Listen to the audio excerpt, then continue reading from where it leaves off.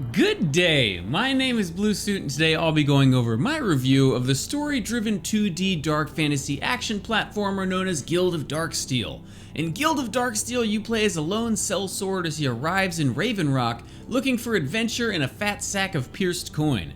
Our protagonist is a warrior of Darksteel, a metal discovered in a long past war that can be molded into armor that grants the wearer immortality but can never be taken off.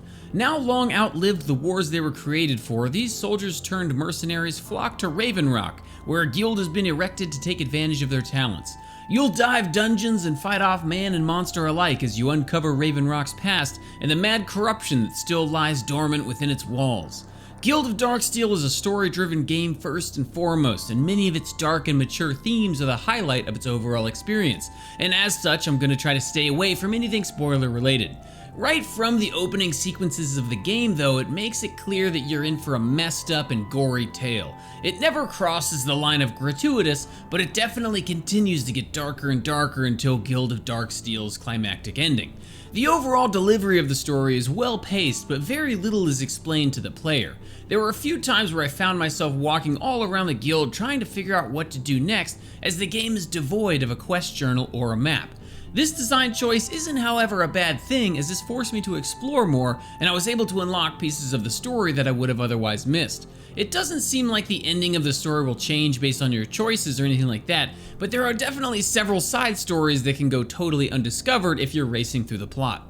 The biggest downside to the story is also Guild of Darksteel's largest drawback overall, and that's its longevity. Clocking in at only around 5 hours, after beating it I actually felt compelled to continue just running around battling enemies and earning experience because I found myself so desperate for more content in a game that I'd otherwise really enjoyed.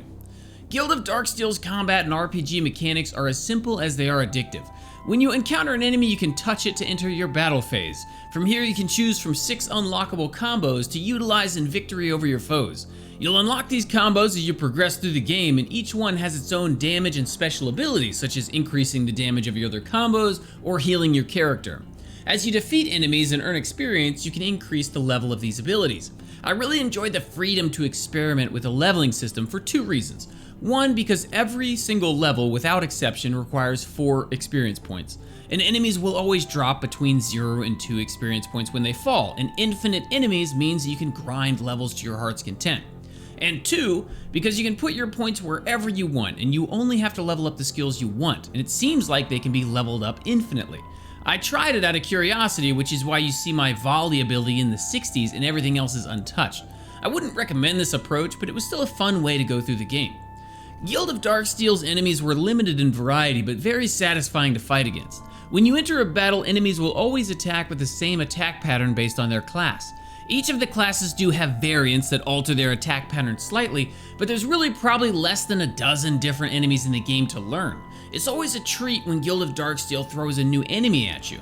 The combat isn't all that challenging, so encountering new enemies is the only time when you're really threatened, so I do wish that it happened more often.